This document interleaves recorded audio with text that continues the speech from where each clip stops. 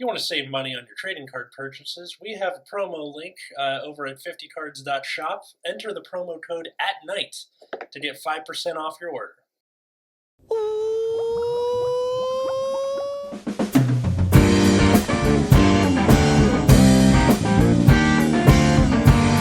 Hey everybody, welcome to Nexus Tonight, your weekly Vanguard podcast. I'm Atlas. I'm Matt. I'm Root Beer. And we are back after BCS Anaheim 2022. To go. I'm sorry, that's too early. You won, right? Sure. Yeah. Yeah. Definitely. How'd you do, Matt? I went undefeated. Good for you. Can't lose if you didn't That's know. the joke, Atlas. Yes. That's the joke. Thank you, Arnold. So I assume that's a long story. kind of, yeah. So we this was the last BCS for the year. True. Worlds notwithstanding, although I guess that doesn't count, right? Mm-hmm. Because it's Worlds, not BCS. And we went there with a bunch of other Nexus Core people. TIE Fighter was there. Ezreal Senpai was there.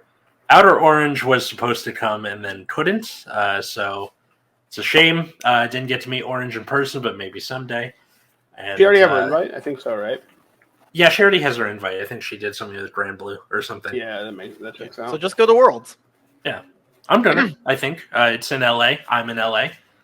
And What? yeah. Since when? When you meet her, you have to say, what is this? A crossover episode? It's required.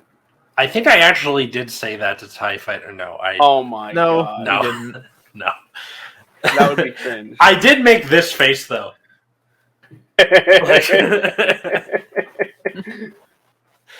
I guess for people listening, imagine that meme with Scarlett Johansson. You know the one I'm talking about. Sure. I don't know what you're talking about, but I'm it's fine. I don't need to know. Anyway, so we will be making liberal use of, once again, Fuzzy Paradox's pie charts because he does a lot for the community, but he also has a brand new website. So it is vg-paradox.com, where he has all of the data and for where he can get them, the deck logs for topping decks, and everybody's excited about this thing. Yes. Yeah. You have any idea how painfully difficult it is to find historical data for this fucking game? It, Difficult for sure. yeah. I don't know how far back he plans to go. I assume just starting from this season and then going I forward. would just start from this season if I were him. Yeah.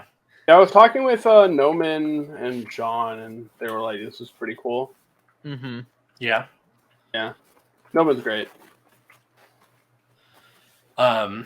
So looking at the top 8 here, we have, I love that they kept the, not only do you have the name of the person, the deck they were using, I love that they put the nation, even though that's not really needed, but Mm-hmm. no problem. And And then, the list if it's available. yeah. So in your top 8, you have you got 3 Avas, 2 Zorgas, which interesting for standard, and then a Prison, a Dravidia, and what is that? A Kyrie, right? Yeah. Yeah, It says it right there. I know. It's being a butt. I'm sorry. So, what do we think about this here top 8 for standard? Yeah, it was quite good.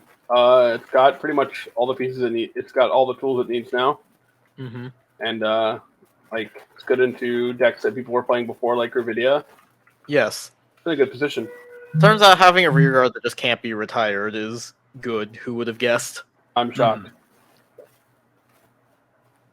And the main fault of the deck to begin with was not having enough research orders, and well, Yes. boy did it get research orders. You got one, and it turns out exactly one was all it needed. A promo one. That's Yeah. Yeah. Yeah. To be fair, the first one was pretty garbaggio. it was, and then It's fine if you already have, like, if you're at the third one, because you can bind something, but, like, you didn't have a way to get to the 3 in any kind of timely fashion. Mm-hmm. So instead, you were just stuck trying to cycle fucking 8,000 research orders to not have a useless card in your deck. Mm-hmm. I think it's funny that even for a deck that is not hard to build, but just a pain in the butt, where you're like, gonna get these research orders, it just still it like has an insane conversion rate, because I don't think a lot of people were playing the deck, but it was topping. Well, yeah, it's just really powerful, especially right now when there's not a lot of competition for it. Mm-hmm. So, yeah, looking at V Premium, we have shocker, Steam Maiden, a lot of Steam Maiden. What? Is that in the deck? I don't know. Let's check again. Has anyone? What, you want me to go refresh? Oh, good. It starts you back at standard, so it kind of looks like something else. So top 4 was just Steam Maidens, and then you got a total of 5 in that top 8, with the rest being a Luard, a 7 Seas, and a Regalia. Nice. Yeah. So all that stuff is like, all right, good for you. Good jobs. Steam Maiden needs to die. I remember, so like I played V Premium. I was the only one out of our friend group to play V Premium because we didn't get to use DBT07 stuff. So I couldn't use the Magnolia I wanted to, and I didn't get the Lydell stuff from you, or Mediel stuff from you soon enough to register. So instead, I had to play Leopold, which I thought was a contender, but it turns out you go 0-3 drop. Damn. Which you'll find out why later. That's unfortunate. We could talk about the story now. No, we won't, because it is so incredibly stupid that if we tell it now and then listen to the rest of the episode, they're going to be like, why is he still talking? Okay, just watch the travel vlog we did. Yeah, or do that. That's fine. But yeah, I really thought I had a chance there. But for standard, we had I kept the tournament logs like I did with Springfest last year, or earlier this year. So we'll go through those after we finish these tournament reports, and then in premium. This is just not as terrible as you might think. So in your top 4, you have, in order, Rising Nova, Highlander, Steam Maiden, and Dieliner as your top 4. Hell yeah, Rising Nova. Yeah. The rest of that is which list are they on? What? Which list are they on? We can see. We can see by hitting that deck log. That's what I'm asking. So looking here, named The Spice. Let's see. I don't see Greedon. No. No Greedon is on Bull Spike. Wait, go. You're scrolling too much. I don't care about the extra deck. Yeah. Okay, so on the Double Dome Chemist. Nice. That card's good. Go back up to the grade 3s, because I think they were on like Lucifer and Bull Spike. Yeah, that's the standard. Lucifer is good. The counter charge is quite good. So it basically is just like a free thing. Also, you can use it to make your grade 3 turns quite decent. Yeah, there you go. Oh, good job. Yep. Love to see the Spikes getting a victory. Because they can just go off on turn 3 going first, right? Yeah. I mean, they can be. They have a pretty strong turn 3 now. Just and then you have Galley as a threat, which is nice. So Yeah. the deck's good. I noticed that a lot of decks will run 3 of the draw PG with the Sanctitude as their 4th, and then then the 4th trigger in that lineup is the over trigger. Because it's essentially a draw, more or less. Right. Yeah.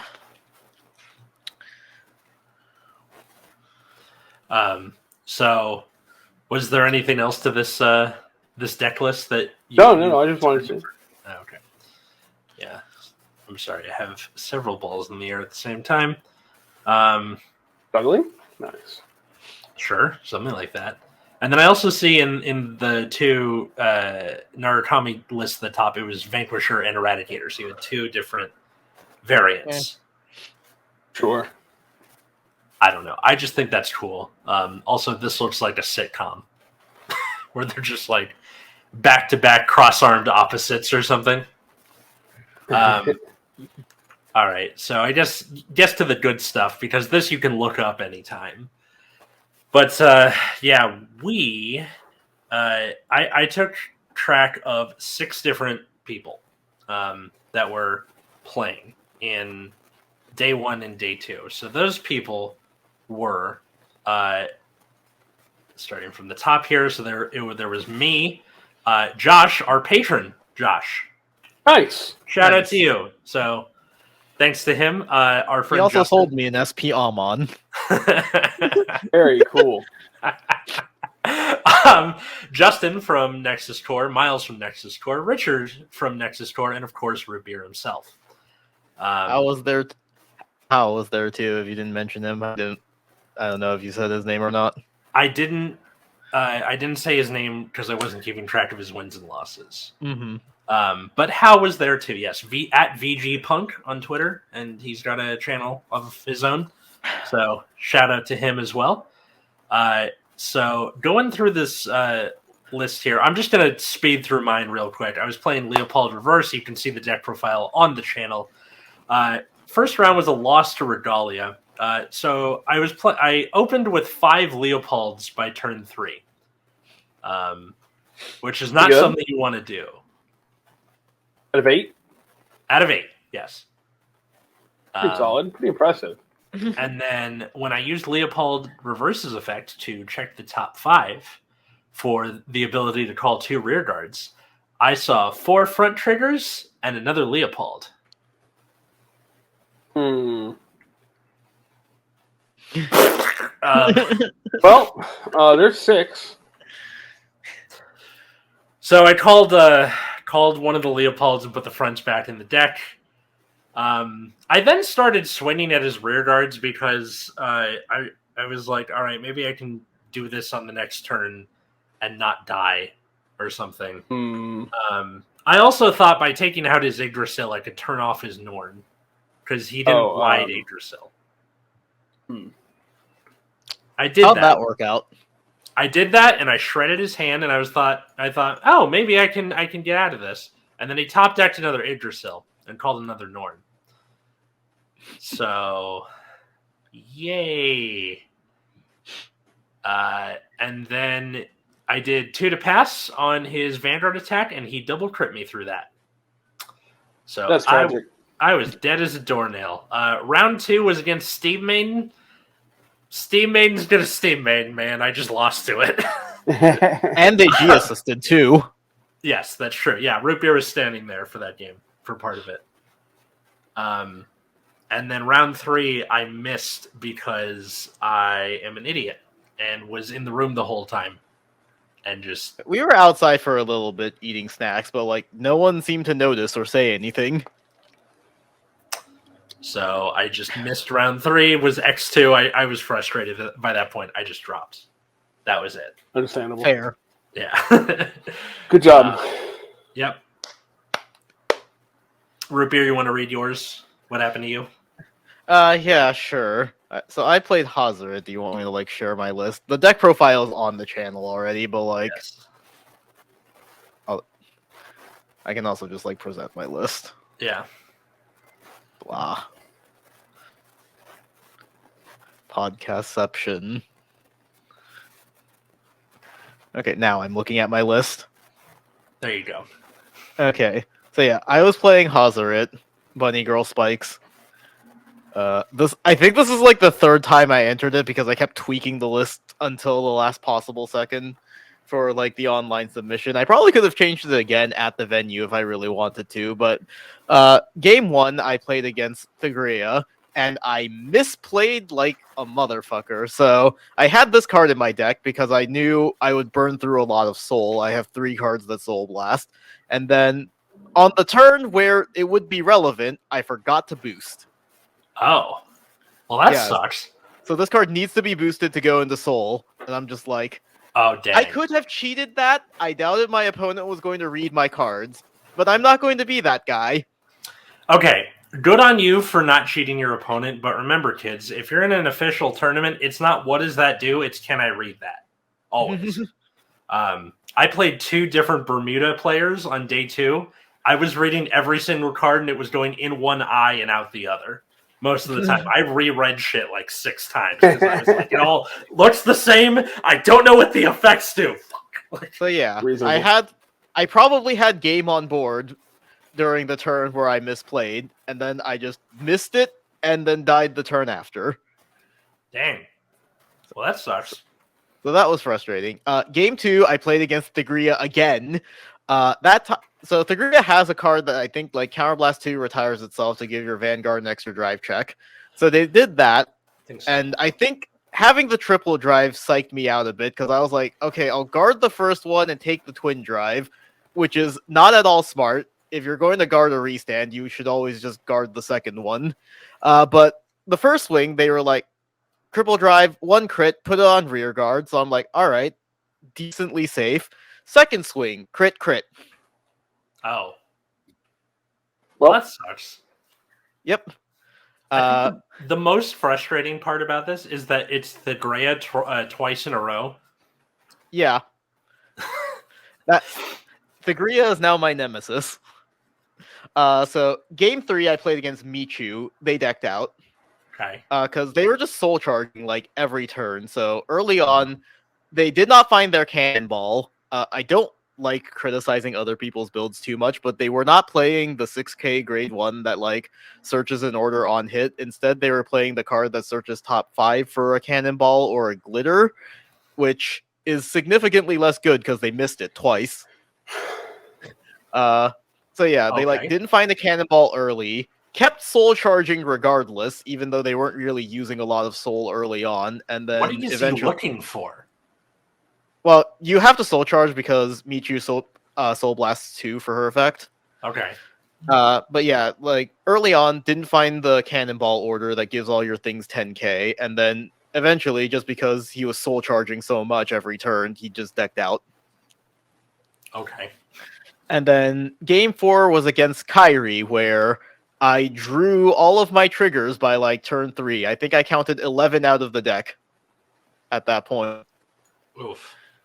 It was just a beautiful moment of like, call Melty, draw a trigger. Hazaret's effect, draw another trigger. Drive check, draw another trigger.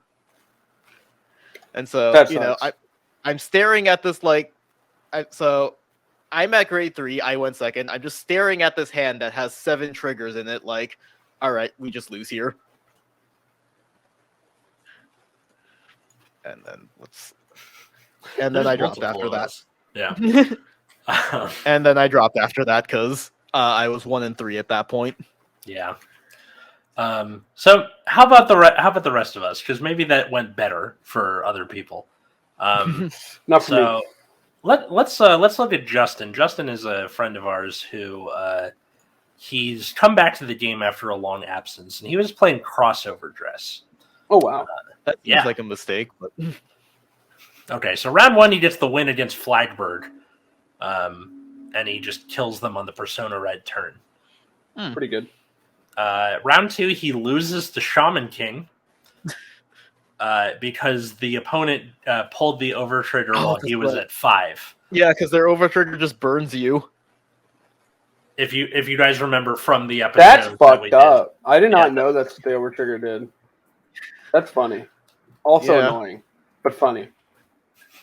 That's weird. Where like before you even take damage, you're just like, It's so comical, to be honest. definitely, yeah. That's one of those things where I was like, you know what, pat on the back, buddy. That's a hard way to go. Round 3 was a loss against Youthberg. He didn't really have any details about that. He just said Youthberg gonna Youthberg. Youthberg's pretty good. Yeah. Yeah. Round 4, he got the win against Gravidia. The opponent overtriggered him turn 1, getting him to 5 damage on turn 1. Oh. So in dire straits, but he got the overtrigger for the win. To restand his Vanguard? Hell yeah.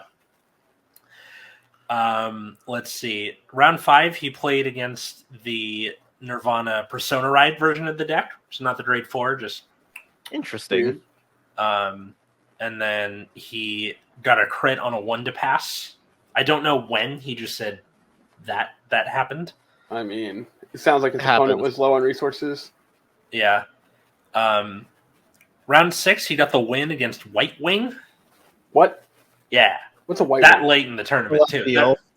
There were 9 rounds, I think, of standard. Oh, yeah. But let's talk about that, because, like, before we continue on, sorry. So we started the tournament late for Standard because, well, we started late overall, but Standard started even later than V. So it was supposed to close registration at 10. They extended to 11. Tournament did not actually start until around 11:30 for V, and like 11:40, 11:45 for Standard. And then, you know, they were like, all right, you know, V is going to be 7 rounds today, and then for Standard, it's going to be 9 rounds, and there was just this big collective, because, you know, if you think about it, it's like 25-minute rounds, plus maybe like 5-10 minutes in between for, you know, break and like next stuff. You know, theoretically. So on paper, we're already going to be there for 5 hours after starting an hour late. I think Standard did not end until like 9 p.m. because that's when Fuzzy Paradox posted the tops. I think so. We finished because we had scrubbed out and we hung around and we played a few games before leaving. Yeah, and even then it was still going on. We left at like 6:30 or 7. And they had only just finished round 8. So. And then I think they repaired for round 9 too. Oh god, because they repaired for round 1 in premium, and people were annoyed at that, and like, just how does that keep happening? Exactly. I think they repaired for standard round 1 too. Oh my god. Did they? But like, why does that happen in tournaments, just in general? Well, because I'm assuming bullshit with like buy cards, because they didn't list people with buy cards on the round 1 pairings. So they were like, all right, you know, to make sure you're in the tournament, come up to the headquarters and verify that you're signed up. So I assumed like there was some kind of shenanigans. Either people got listed who weren't supposed to, or like they did not get listed when they were supposed to, and they just had to like shove more people into the tournament. Gotcha. Absolutely incredible. There was an incident with somebody I ran into where his friend had gotten his COVID booster a little early. It hadn't been the 2-week like efficacy period, so he got into the tournament itself where they like scan your temperature and look at your vax card. But once he went in to like turn his buy card in, they were like, "Oh, you got vaxxed now? Get out." Which is crazy to me. Incredible. Yeah. That's amazing. That's fucking stupid. That would just be one of those. Yeah, that's incredibly infuriating because you got the vax. They already let you in, ostensibly at the point where they're supposed to go, okay, this is too soon, leave. I think they were just looking for ink, right? Where they just go, that has ink on it, you're good. But if he hadn't tried to do the buy card thing, he would have been all right. And by that point, yeah, you know. So, anyways, right. Nexus core.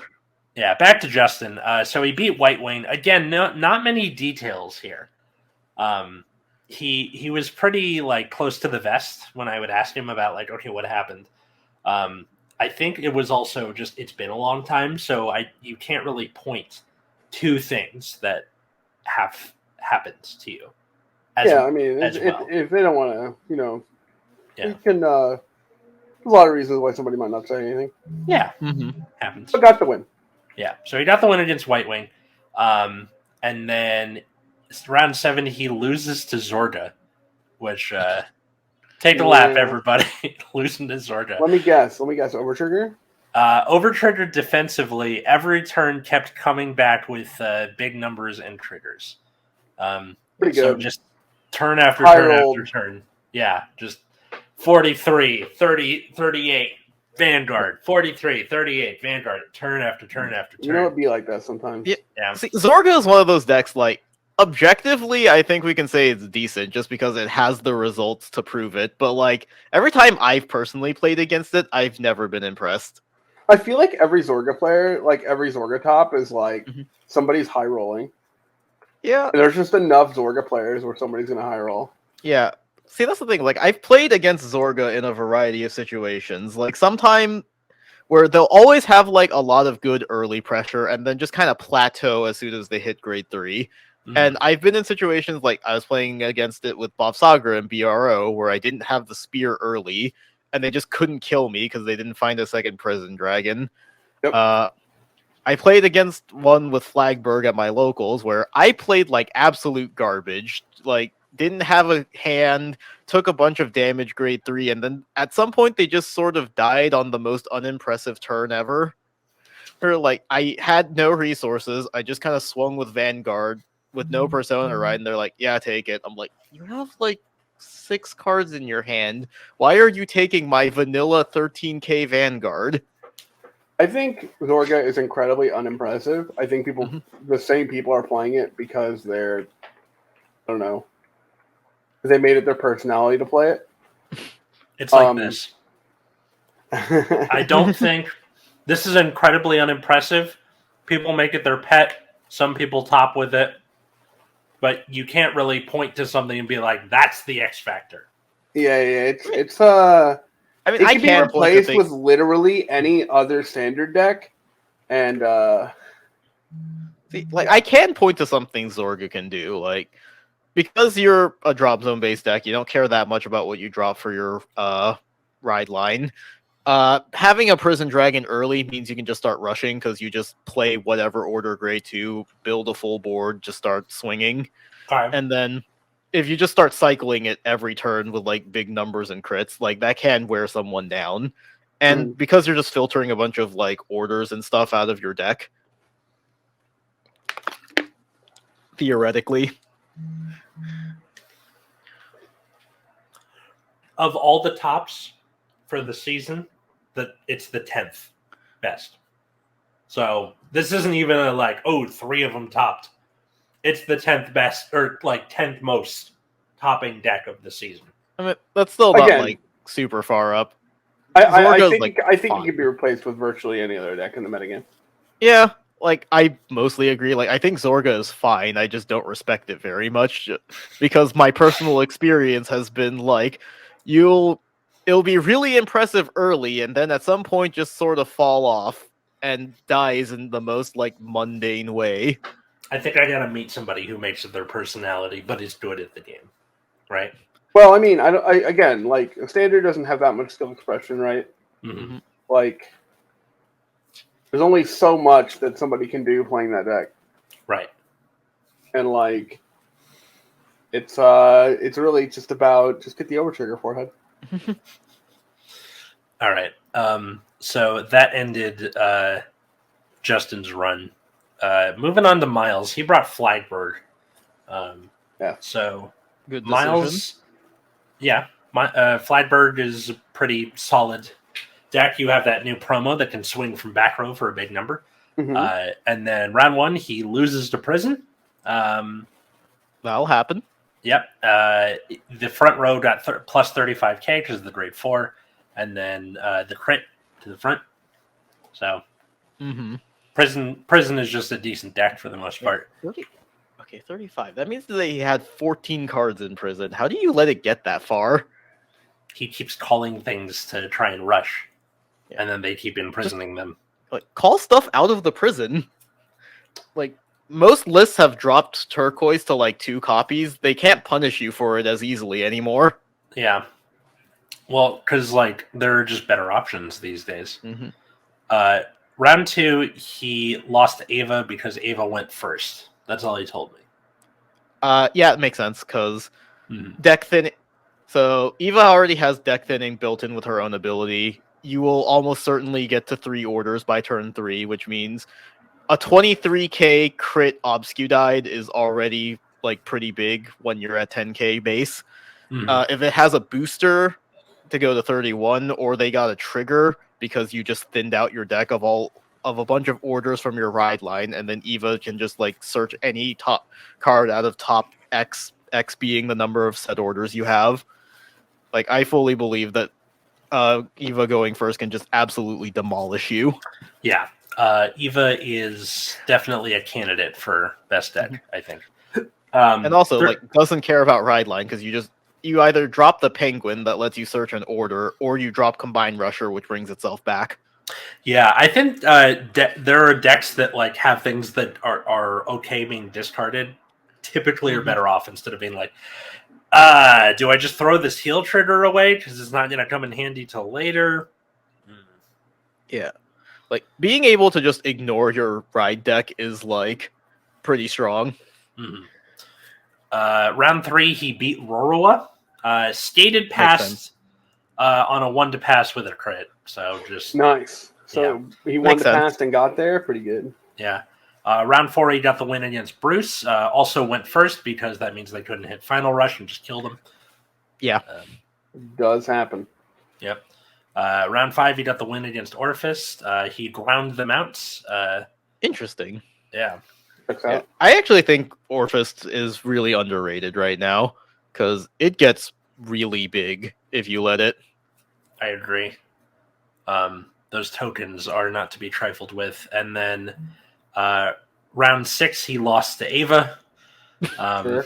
Also got ground out. And then It dropped do be after like that. Yeah. Yeah. So Ava was his X factor. That's the thing that handed him his most losses. Like, interesting that like Evo would grind you out because like I feel like Evo as of right now would probably be fairly easy to grind out just because they're gonna run out of Obscudides eventually. Mm-hmm. But whoever gets there first gets there first. Mm-hmm. So if they did it, they did it. Yeah. On to. Sorry, I'm like we have a lot to cover this episode, so that's why I'm like, Yeah. No, I get moving it. through. So moving on to Richard, the boy, the guy who does like most of all of the editing, I think, on Nexus Core. So, the daddy Richard. So he brought Youthberg. So he made objectively the best decision out of all of us. I mean, he's playing Youthberg before Set 7 though. And what's your point? They don't have like Tempest is what makes the deck broken. Yeah. Like he does not have like the best tools for the deck right now. I see. All right. Well, round 1, he got the win against Ava. Quote, triple healing is really cool. That's true. That's all the details he gave me. No, he's spitting. Okay. Round 2, he got the win against Bob Sagra, so he hit every Persona ride. And then when he had 4 cards left in deck, all of them were triggers. Pretty good. Pretty good. Yeah. Let's see. Round 3, he lost against Flagberg. They got a defensive over trigger, which just stalled out his tempo. And then they came back and got the win. Round 4, he lost against Ava. Good game. Lots of back and forth. But he didn't say how he lost specifically. Yeah. Probably just it grounded out, I assume, is similar. Mm-hmm. It's like, you're all like struggling to survive, and then somebody eventually pulls ahead. Yeah. If you were any of these people, by the way, leave a comment. I'm curious to see if there's anything about the game that you can offer in terms of more information. Because a lot of this was, I showed up when there's like a minute left and they're about to announce the next round and they're thinking about whatever, right? And they just throw something out at me and then walk away. Yeah. That's what I would do. Fair. Let's see. Round 5, he got the win because no one showed up, and then round 6, he lost to Dravidia. They got. Yeah, that was a funny story. Oh, Do you what have happened? the full? Wait, he told you about it, didn't he? Do you not have the full details on that one? He just said no show, and then he had to leave. The one after that. No, the Gravidia game. Oh, the Dravidia game, I know. I thought it was about Okay. the no-show. I was like, No, was there more the to it? Gravidia Okay. game. That one's a funny story. All right, so Dravidia, so they got a heal and OT on damage. And then the next turn, they did the trigger doubling thing, because when you put 5 meteors and drop. Yep. And do you want to just do it? Because I feel like you're Yeah. on the precipice here. Just go. So here's the thing with Richard's story is that like his opponent was late to the round, so it hadn't been like the 5 minutes where they would just get DQ'd yet. So his opponent just like rushes in and starts pulling out all his cards, and Richard's like, it's all right, chill, like you're here now, like take your time. So they start playing, and he had the thing where like he like heal. Right, I think Richard said he got like a crit or something, so he like heal OT, and then next turn does the double trigger thing, and then he got like front and a crit, and just like blasted Richard out. So he was late to the game and the first one to finish. I hate it. That happens so much. Like, you're going to get absolutely destroyed when your opponent shows up like 3 minutes late, and it's like in a rush, and then you're like, I'm going to die immediately. Oh, that's right. The reason why it went to his opponent going like heal over trigger is because he no guarded the whole time. He was just like, no guard, no guard, no guard, and like, dude, you're at 5. Yeah, no guard. Takes a What a crit, champion. heal over trigger, next turn, front crit, dead. Like, just imagine you're late. It's like the Fonzie plays Vanguard. He just does that, and he's like, all right, I'm done. See ya. That's incredible. Yeah, so that was just a really funny story for that Gravidia game. Well, it's like that sometimes. Yeah. All right, so finishing off here, we have Josh. Josh, our patron. Thank you, Darren, Cole, Josh, Jeremy, GR, $10 patrons. Patreon.com/Nexus at night, because we can.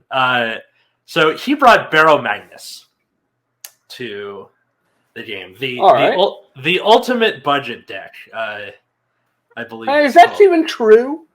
It's pretty cheap. It's a pretty cheap deck. Does it not play Swirler? You can get with Swirler. All right. Yeah, I think you can get away without Swirler and Borrow Magnus specifically, because I think right now the deck is just turbo to 15 and kill your opponent as quick as possible. True, yeah. I just thought it would be really handy to have that card. Yeah, in most Dark States decks, you kind of need Swirler to do stuff, which makes me sad that I'm building Lukier. But don't remind me, I'm like building Drejeweled. I can probably get away without Brainwash Swirlers, but my numbers are terrible. Yeah. All right, so brings Barrow Magnus. First round, he gets the win against Phantom Blaster Dragon. Blaster Dart crit him, had him on the ropes. He healed out of it. The guy had to pass Barrow Magnus, who already had a crit on himself, and then died to that crit. So that'll happen. Round 2, he got a win because dude no-showed. Round 3, he lost to Mahar Nirvana, so he didn't hit 15 soul. The guy used the grade 1 to re-ride the grade 4 and damage pinged him twice in a turn. That works. Yeah. Well, so combine that with restanding rear guards, and then also the guy got the OT, which made that even worse. Yeah. I mean, fuck it, right? Yeah. When shit hits the fan. That can just rewrite the grade 4. Mm-hmm. And then just pop it out of the soul, ping your opponent, put the pressure on during the main phase. Yeah. When shit hits the fan, shit sure does hit the fan, huh? Yeah. Round 4, he gets the win against Prison. He went first and won on turn 4. All right. So I think just before they got to get going and filter. Round 5 got the loss against Ava by decking out, and then round 6 he lost to Orphis by letting too much damage in early. Yeah, like Orphist in the late game is crazy. I was playing against it on Deer Days, and they were just like, all right, 50k, DK, attack with Orphist, call a new board of tokens, like 60, and you're just like, what the fuck? There's like some dude, I can't remember if his channel's still up, but there was like some dude who a few months ago made like a very in-depth video about how to do Orphist correctly. And it had this before like, or after Regis? I think it might have been after, but it had this like weird 80s aesthetic to it.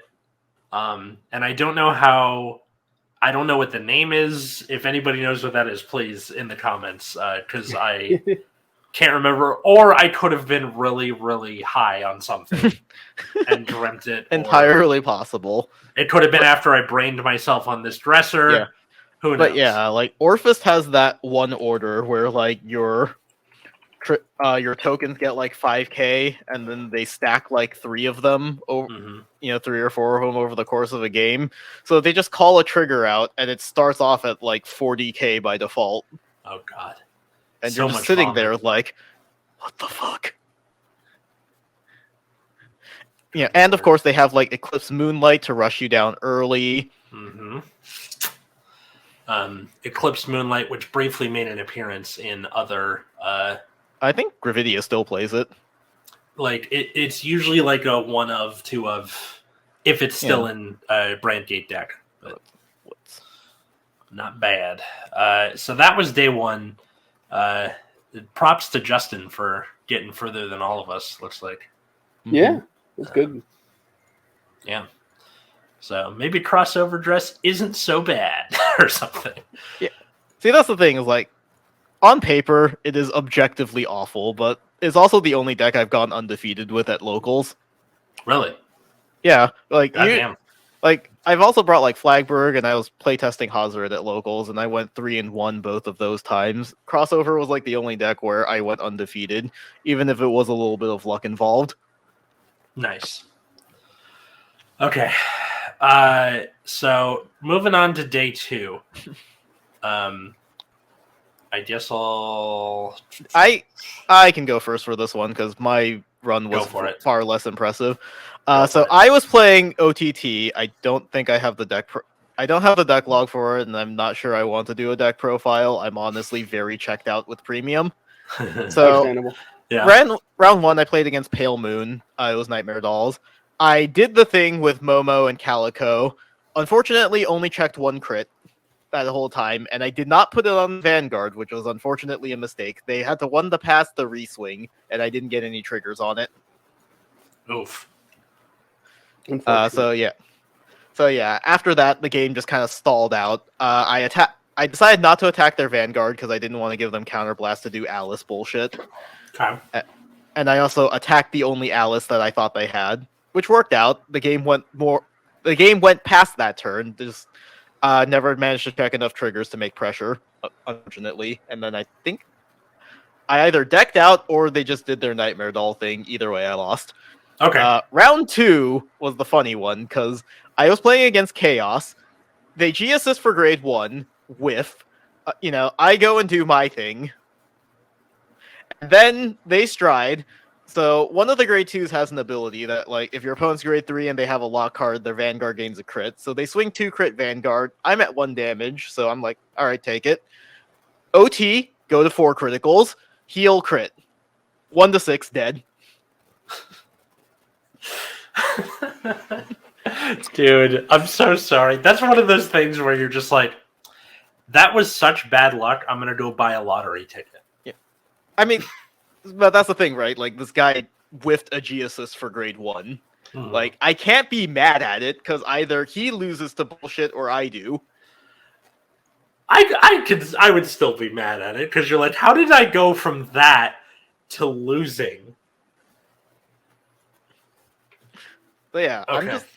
I was already, like, so checked out. Like, round 1, I almost forgot to do a damage check. My opponent had to remind me. I was so checked out of premium. Okay.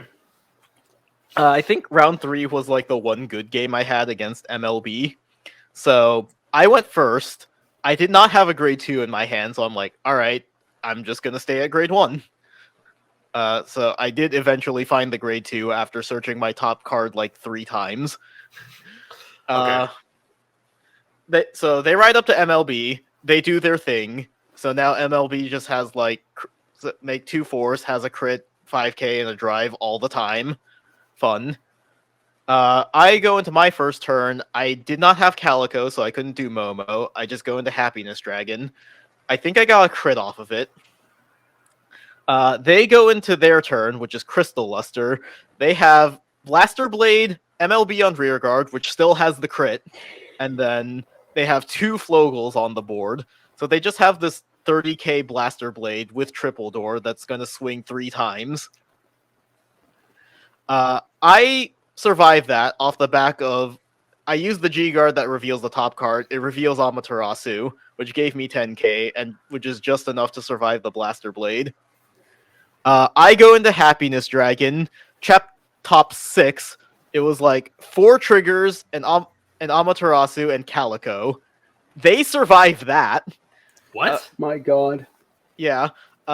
They go into Crystal Luster again, but this time they don't have any Flogel, so they can only make 3 attack. I'm able to survive. And then with 3 cards left in my deck, and I can't stride anymore, I use Fromage, check my top 3 cards, put the last crit in my deck on top for game.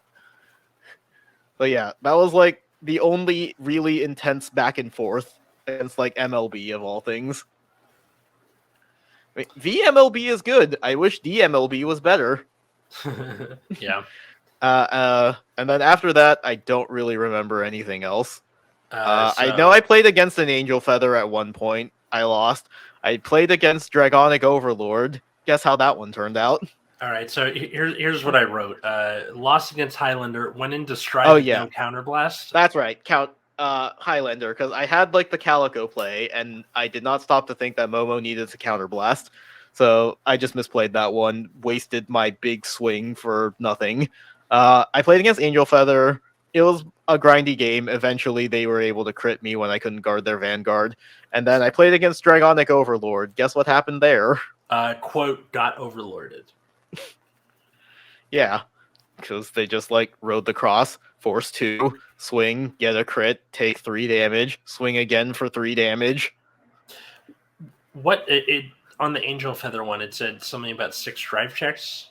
Yeah, their stride can you heal 3 damage and then put 3 cards from like either the board or the drop zone. Your units get 10k for every normal unit you put, and it gets a drive for every trigger that you put.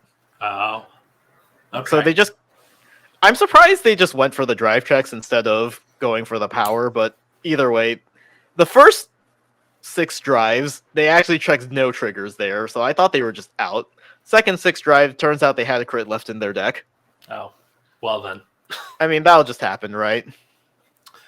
Um, Because I ran out of PGs at that point. I did not find a grade 3 that entire game, so I couldn't get any extra protect markers. Dang. so let's look at Justin. So the hero, our hero of Standard, had a rough day in Premium. So he was playing Tachikaze, and it was the list that Richard had put together. One downside to this is he mostly got it like interspersed, right? Anytime we'd hang out, he'd use it. Richard's not always there. You don't always get to just like goldfish with it. So round 1, he loses to Spikes because he died to the turn 3 Rising combo. It's like Matt's past and future. Yeah, I understand. Yeah. He was like, "Wait, how do they get a crit when you ride Rising?" I'm like, "Okay, so it's like he gets both. Some people call it Force 3." And he was like, "Oh, Yeah. well, that sucks." Apparently, also what's his name? The one that like moves the marker back Bull and forth? Spike. Bull Spike. Yeah. Bull Spike was involved. He didn't mention Greedon, so I don't think that was involved. Yeah, I mean, Bull Spike plus Dudley Lucifer will Get the job It- done. get it done. Yeah. Yeah. If Round two. if you're not familiar with spikes, it's gonna get you. Because What are you're you not. supposed to do? Well, I mean, you need a jockey for first stride, right? Yeah. Right. Or like get enough advantage where they can't. You have to make them right up, basically. Okay. Mhm. And just eat whatever grade 3 nonsense. I think that's what happened because he was still on grade 2. Oh yeah, well, Oh, And that's just really couldn't- unfortunate then. Yeah. yeah, well. You probably don't want to give them enough counterblast that they can do all of their bullshit too, right? Yeah, I'm not sure the was it the Fullback, economics maybe? on that. Yeah, of Oh, like economics. not giving them enough counterblast because they really only need one to get started Okay. because Rising doesn't actually cost a counterblast, and like That's the true. lose for if they're using that will countercharge a lot. Mhm. True. So, but maybe. Mhm. So yeah, I guess just like aggro them early, like force them to grade 3 and try to get the first stride. Pretty much. Their grade 3 turn's not that insane. Maybe it was Their like, stride turn is. Yeah, but like it's pretty daunting to be like, all right, this is force 1 and force 2, and I can move it. Like that's scary. For the Yeah, first yeah, time. yeah. If you haven't seen it before, that's gonna be like, whoa, Jesus Christ! There's so many crits. Mhm. You have to take some somewhere. All right, so round 2, he lost to Chaos, and the dude Superior rode into Chaos, and I think got the drop on him that way. Oh yeah, That's fair. unfortunate. Tachi's got not a fun time with Chaos. You gotta You have go anything that into can like Dia beat lock Devastate. cards? Yeah, but it's like, dude, Yeah. it's not Devastate- very good. Devastate sucks. Mhm. Yeah. That's very unfortunate. Let's see. Round 3 was against Astral Plane, where he got to go to grade 3 first, and then the guy got a defensive OT.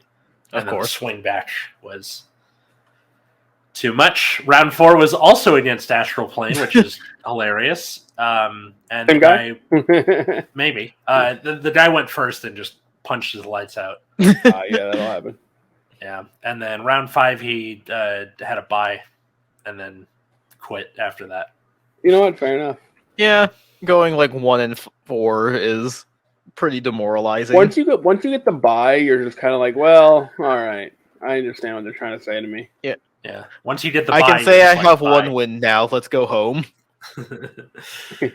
Pretty much. That's how I felt. I entered a couple weeks ago. I entered a fighting game tournament online and Mhm. Okay. got a buy first round because my opponent didn't show up, and the next round just got absolutely washed. And I was like, well, it happens. But I got that buy, and that's what matters. Does that count as a buy, or is it just like, And the my opponent person got didn't show DQ'd, up? so you can take it however you want. Basically, it doesn't particularly matter. Because I know buys count as like less of a win, right? I mean, in some games, yeah, but like it ultimately doesn't matter if it counts like what kind of win you count it as because there's no like tiebreakers. It's just Right. a double elim tournament. I see. Yeah. Okay. You can count it as whatever you want. All right. Why don't we take a look at Miles here? So Miles brought Steam Maidens to Premium. Smart. Yes. Steam Maidens Oh wait, are premium. Hold on. Yeah, this is They're still premium. good in premium. That's true. You can just do your thing and then just slap a G zone on top of it. It's pretty funny. Yeah. So round 1, he loses to D Robo because the opponent was running that grade 3 that's like if you call something other than from hand, rest it. Damn. And that messed him Dang. up because the girl in the something about something needs to attack to then do the time leap, and it like messed up his whole Yeah. combo. So, yeah, round 2, he Grade 3 is that? he played against. This is the most interesting thing in this entire tournament, I think. Royals, Bastion Prime. Huh. They're the What? same deck. What? Yeah. Huh. Why? I need to pick this person's brain. I just need to see the list. It's like Okay, do they play the Bastion grade 3 as well, or do they play like a regular grade 3 for like the force marker? Then you can like restand your board plus 10k and you probably have like force crit somewhere. I don't know. I need to see it though. I Yeah, gotta 'cause, see like, it. in theory, that might work. Because if you have like force 2, like Bastion columns just kind of get big by default because you have like a bunch of big numbers, right? Like you can reach like 30, 40, 50k in standard. Because he goes like, I just beat Bastion Prime, and I'm like, this is day 2. What was it used with? And he was like, Royals. I'm like, okay. Well, I mean that's. I mean, yeah. What else? I couldn't even fathom another deck it'd be used with, right? Yeah. So yeah, depending on like what build of Royals, if they're like force 2, get the gift markers, and then like all else fails, you just stride. Is it Because just like slam one Crystal sword gets you Luster? a bunch of attacks. Maybe, Or Crystal Luster, yeah, that works too. Because Miles rode down, and then they got grade stuck on 3. Which is such a weird sentence to say. You know, it's happened to me. Yeah. This is one of those things I have to look it up on Decklog and just look up Bastion and just be like, yeah. What's It happened to me, that's for sure. Police cards like rest your opponent's stuff. I have not found grade 4 Kyrie a fair bit, and it sucks. all right. Yeah. Round 3, he loses to Night Rose, which is something I did not see a lot at this tournament. Like, even walking around and looking at people playing, I just didn't see a lot of it. And I don't know why. Grand Blue in general. For premium anyway. They got the OT while he was on grade 2, the Stoichia OT, and it just really put the pressure on. Yeah. Let's see. And then round 4, he beat Nightmare Dolls by just doing his thing. Because Steam Maiden's going to Steam Maiden. Round 5, he lost to Vowing because of Stunverse, and then dropped after that. Good old Narukami. That'll happen. Yeah. Speaking of Narukami doing stuff to people, okay, so Richard brought Liberators. Uh-huh. Not like Liberator Girded, just Liberator with the dragon. I mean, when you have 4 Percival available to you, that's true. He's going to use it. Right? Okay, so first round he gets the win against Highlander. He normal strode into Spear Cross. So he didn't do Counterblast 2, discard something. He discarded a 3, strode it for some reason.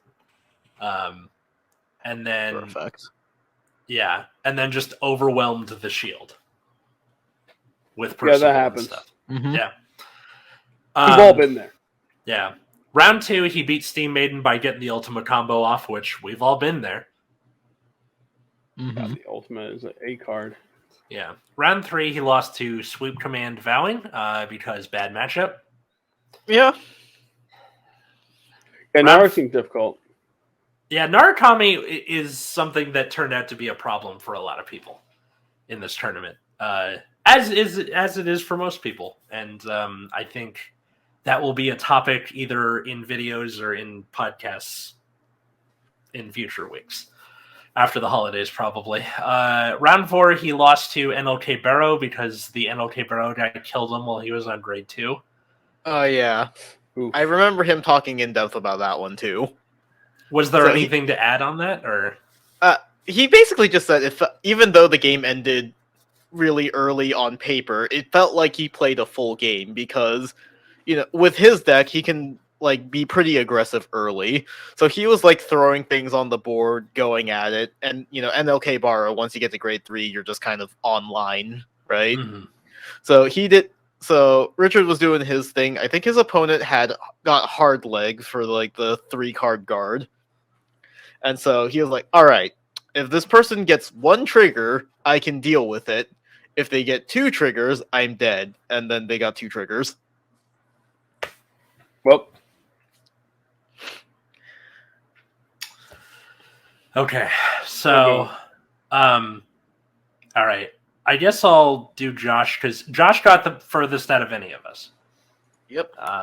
What a hero. He got through 8 rounds. I unfortunately forgot to write down what his 8th round was, because because it was after I left, and I was like, well, how'd you do? Wait, You dummy. no, he would have. He would have messaged you about it. Yes, he would have messaged me about it. Let me just also, have... Spear Cross is not the card that strides itself. He's talking about the other Spear Cross, not Spear Cross. I don't remember its name. Yeah, but I if Richard actually went into like Spear Cross, then No, not Spear Cross, like Spear X. Okay, yeah, Spear X. Yeah, Spear X. Sorry.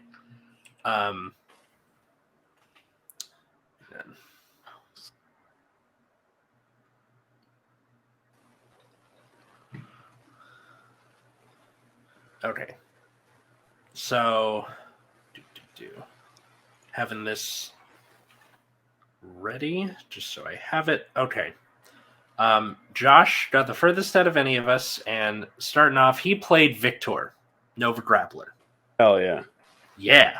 Pretty based, especially because he was like, I got the build, or the basic build from TIE Fighter, and then TIE Fighter was there, and he was like, nice.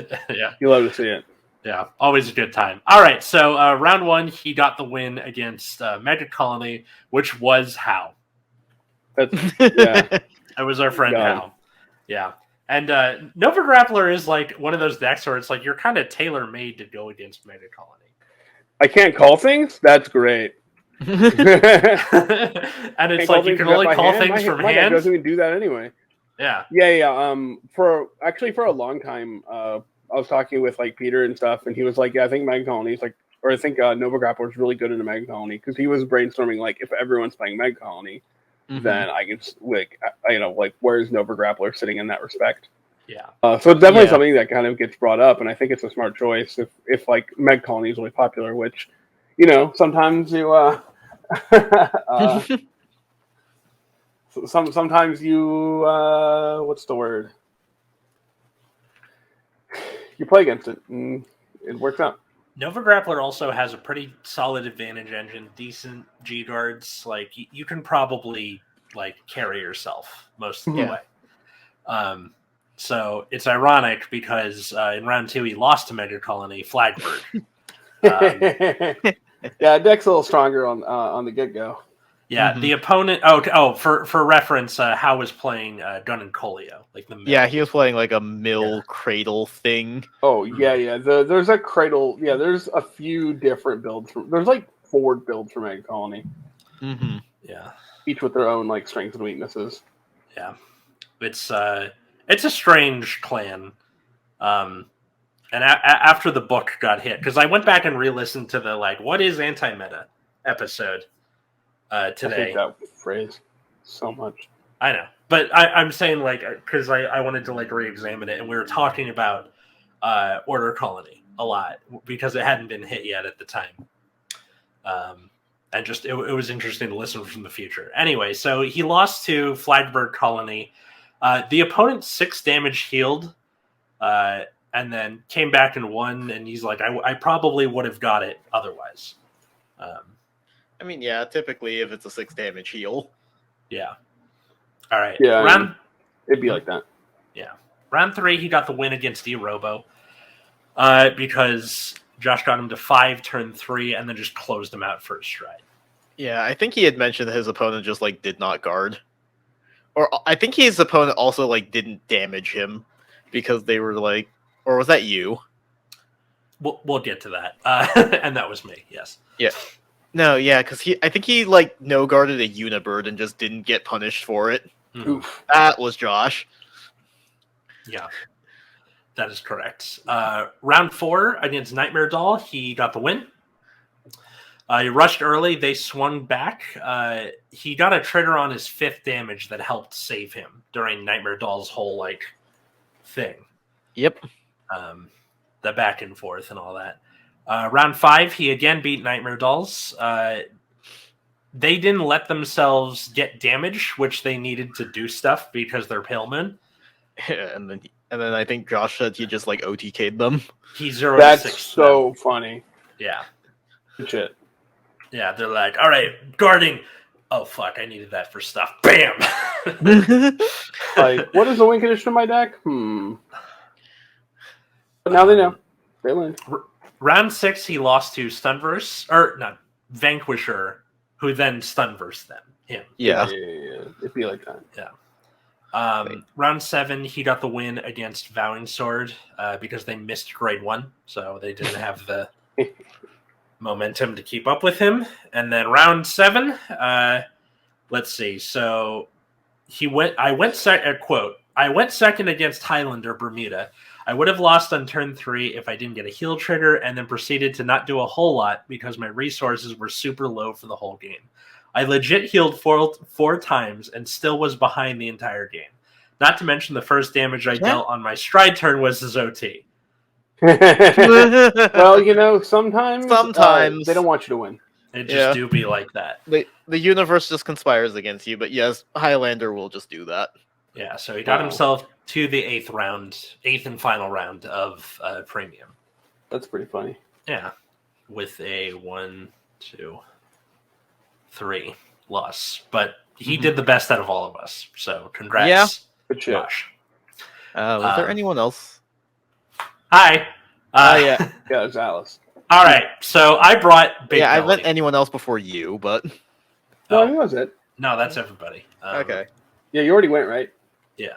Yeah. Just Alice, huh? I thought he was just being a dick. Anyway, so I brought Big Belly. I was actually legitimately confused. I brought Big Belly, and you will get to see the deck profile in detail on Friday, the day after this episode drops. And we'll also have another video. Wink. Wink, yes, that is the thing. So I brought this deck aptly named Miss Katie's Class. And you'll notice that it's a lot different than a lot of Great Nature decks that you'll see. In short, the Zoa Rhino thing is not part of this at all. And instead, it's slowly going from the furry deck to going toward Lolly on the spectrum over time. And the reason I did this was twofold. One, I think that the whole Zoa Rhino thing is outdated because Elementaria Sanctitude exists, and decks that can pull a PG out of nowhere, things like Grand Blue and Pale Moon, are prevalent enough where it's just not worth it, I think.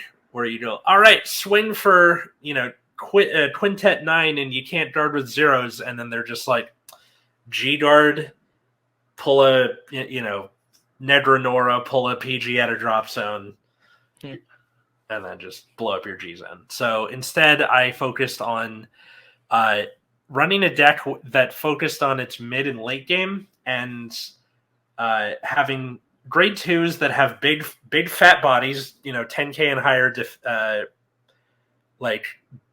defensive numbers, so it's easier to guard. I ran 4 Rollick because your early game doesn't matter. And then for later in the game, Candelaria blows herself up into plant tokens, which triggers Big Belly's effect, and you draw, and then you can blow those plant tokens up for more draws. And then just on from there. So on to the records here. So starting off with round 1, I got the win against Prism Duo. My opponent grade stalled at 2. I rode Big Belly and called Rocket Hamadon, using his effect to put a grade 3 in Soul, which means that Big Belly can stand everything with 20k or greater power. I almost killed him with that ability. I had enough to survive his stride turn, and he did get a double crit, but I had my G-guard to blow up my tokens, to draw, PGs, things like that. And then just went into Bala Earl, killed him. Round 2 was against Eradicators. So again, I got the win here. I can definitely attribute this to Candelaria. Using her ability to call 2 tokens to the front row, it forced them to go into Stunverse. Because if you do the Eradicator stride, it goes from plus 30k to the front row to 10. Mm-hmm. Yeah, I'm assuming they weren't playing Sweep Command. No, they were doing Vowing Sword reverse. So it forced him to do Stunverse, and I bound 2 plant tokens, which then disappeared. Yep, that's true. So it slowed down his game plan a lot, and it allowed me to stay in the game longer. And then when it was time to, do Battle Earl, the front row had like 28k or whatever. So I got the win there. Round 3 was against D-Robo. So this was the thing you're thinking of. Yeah. This guy was obsessed with damage denying me. He rode and passed twice, and that included grade 3 because he went first. And he also called the girl that's like, if you call aside from a hand, rest it. And I'm like, all right. So I think by doing that, he screwed himself over because he lost out on those cards early. Yeah, and how much does your deck need to operate? How much counterblast? You can get away with 1, which I did. Then there's no reason to damage deny because you have Heal Guardians. Yeah, called a Heal Guardian, took it, went into Candelaria, flipped, front row gets 10k, used the counterblast on Candelaria, G-darted during his turn and blew up the Heal Guardian, countercharge 1. Used it again next turn.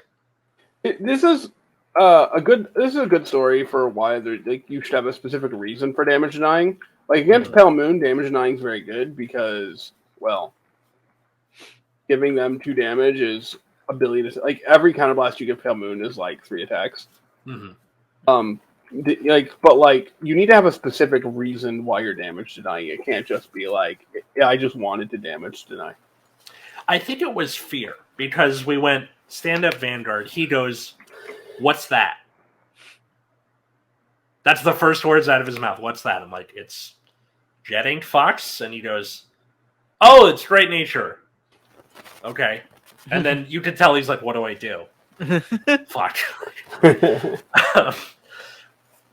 So he got 1 Geoma Glass off, and that was it. So his shields weren't very big, and then the second stride Battle Earl just killed him. This is where it takes a turn for the worst. Round 4 was against Riviere. So he went first, and he even with I had a Rollick and a Heal Guardian, and I was like, I think I'll be okay. Because I know Riviere can pop off turn 3. How much damage? Even with that, he got me to 4 turn 3. I was like, fuck. And that ended up screwing me later. Yeah. I'm assuming they did not do the incredibly crazy thing where they ride to 3 early, stride, ride back down. No. He didn't need to. He forced me to waste my Heal Guard, which then screwed me over later because I couldn't use it on... I had a full board of tokens and stuff, and I was like, I need to blow this up so I can draw cards so I can survive. And I just didn't have it. And I lost. And that was one of those things where I was like, you know what? You deserved it. Good job, man. Round 5 was against Lawkeeper, and Dragonic Lawkeeper, Kagero. Well. I lost this one because I had to ride, what was it? Amazing Professor Big Belly, which does not have an Excel marker. This is the wrong Big Belly. I did not see any of my mini bellies to check top 5 for a grade 3. I did not see any Mike Saburos to search a grade 3 until really late in the game. I rode Rocket Hamadon just to get an Excel marker at one point. And it was just not going well. Despite that, I got to 3rd stride against him. It should not have gone that long. He should have killed me. Still lost. Definitely. I mean, Lawkeeper is pretty funny, though, just forcing your opponent to, bind one of their rear guards. Yeah, I mostly just use tokens for that. Put him in the back, blow him up. Yeah. Mm-hmm. And then round 6 was against Jewel Knight. The deck worked perfectly. I was doing good. I survived 2. What's his face? Stride. Crystal Luster. Crystal Lusters. I survived 2 of those. This is the most unfortunate one. I went into Battle Earl. Front rows got 28k. I attacked with Vanguard. I used Managarm Auram's effect to call a whole new front row. And I was like, this is great. First check, nothing. Second check, over trigger, which then made me draw 2 cards because of the first effect and the extra effect, which decked me out. Get owned. And he was like, I have to take it. And he was at 5 damage. I was like, there's no way he's getting out of this. Except by deck out! So... Good job. Oh my god. Get good. I'm like honestly considering doing the Cray over trigger. I unironically think that's a good idea, because you're just gonna make like a big board anyways, so like the crit pressure is okay, but because your deck cycles through a lot of cards, like deck out is a risk, and then just giving 2 things 100 million power and you can restand something with like Blue Belly. But Blue Belly isn't really the like crux of the deck. I don't know. I think it might be Salt, it might not be, but it was just one of those things where I was like, God damn it, I should the round 5 was just stupid, and round 6 I miscounted because in hindsight, Ballot Earl's effect were like on hit draw. Is that optional? That is optional because it's 1/turn. And I thought optional was only cost, whatever the thing is.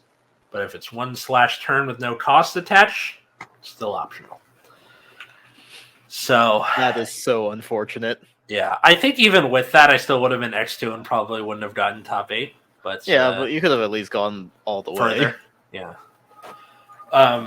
So that was the experience for us. Yeah. Do we want to do a quick thing and wrap up on the like full on charts here? Quickly, sure. Yeah.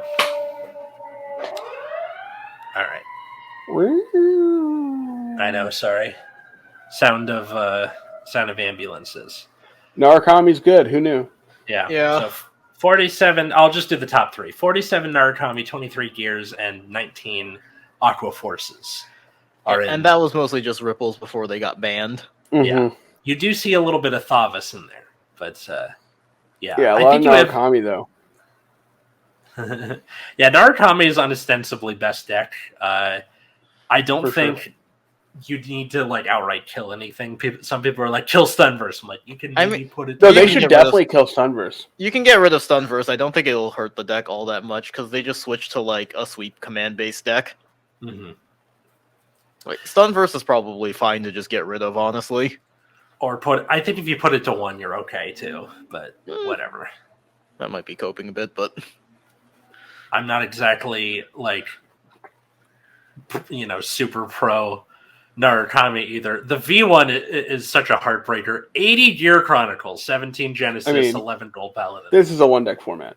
yeah. Can we? This is... So can we like unban the Prism cards? Like they're No. clearly not doing anything. No, Well, here we are. you need to do something. And then for standard, as soon as this loads, 29 Dravidia, 21 Flagbird, 21 Prison. Yeah, so Ava on the upswing toward the end of this year, right? Mhm. Yeah. Considering EVO was only legal for like 3 or 4 tournaments, the fact that there are 15 of them compared to Mhm. like other decks that have been around the whole season is kind of insane. Yeah, preying on Gravidia toward the end of this format, because if people are still on it, going into Ava. The same for Prison. Prison kind of like feeding toward the end of this season rather than being the powerhouse that it was. Definitely super interesting. Flagberg, really high representation as well. The last bastion of Inlet Pulse. You got to give Eva credit for the high conversion rate, right? Because like not a lot of people are bringing this because of how expensive it is, and it's still it popular. is just ridiculous. Mhm. Like I would have played it if the promo wasn't so expensive. Same. Yeah. Even if she has those cursed Link Joker things on it. Yep. So yeah, I think premium and standard are in pretty solid places. Yeah. Like they could probably stand to like touch premium a little bit, but and just absolutely murder Steam Maidens for V. like banning the overtrigger. Yeah. That would be cool. I'm sorry, I had something in my throat there. Well, also, like, when I was sitting at the V tables, I heard a lot of people be like, literally, the only reason I'm here is because I don't have to deal with the overtrigger. Yeah, you just have to deal with, like, Tier 0 Steam Maiden. Mm-hmm. The middle child of the formats. Well, I hope you enjoyed yourself, both on this episode, and if you were there, or just were at a BCS this season. We'll be back. Happy holidays to everybody. You'll hear this a couple days before Christmas. Happy Hanukkah. We're recording this on Rush Day, so blast some Red Bar Cheddar and light the menorah. And we will probably not be on next week for like Christmas. Yeah, might take the week off. I'm not sure. You know what? I think we are going to take the week off just because it's like a Christmas vacation. Yeah. Shitter's clogged. I will try to have a video up. I'm working on something. Mm-hmm. I think we have a Triangle Meta 2 dropping, so get ready for that. And yeah, at Nexus at Night, Twitter, Instagram. We already said the Patreon, but just in case, Darren, Cole, Josh, Jeremy, GR. Thank you to all of you. If we got merch, we got playmats, 50cards.shop, promo code at night. And how about the rest of us? Find me on Twitter at Wiggums, 2Gs, 2Zs. You can find me at Plasma Eclipse. Find me at Atlas Novak, Twitter, Instagram, or at my other podcast, Generation Dan. That has new episodes every Thursday, although next week there will be none because of the holiday. So, thanks everybody for watching, and until next time, I was Atlas. I'm still Matt. I'm Root Beer. Have a good night, everybody.